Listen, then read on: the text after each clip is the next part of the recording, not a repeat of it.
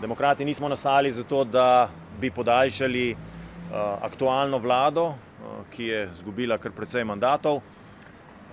Tudi nekatere stranke imajo tako diametralno nasprotne programe, da mislim, da takšno sodelovanje v naslednji koaliciji ni smotrno, tu mislim predvsem na Levico, in kakršnokoli potem določanje resorjev je šele čisto zadnja faza, ko se v bistvu o teh ključnih dogovorih lahko dogovorimo, tudi o številu ministrstev, pa tudi o glavnih prioritetnih področjih po posameznih ministrstvih. Pa Levica je stranka, ki zauzema popolnoma drugačna programska izhodišča od nas, tako da mi se v takih koalicijah ne vidimo. To smo že govorili pred volitvami in smo pravzaprav edini, ki smo se 5 minut po volitvah pojavili v medijih in to isto povedali.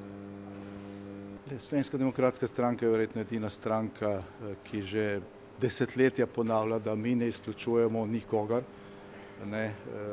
Do resnice pa pridemo takrat, ko se da pač programe na mizo in ko se skuša oblikovati koalicijska pogodba.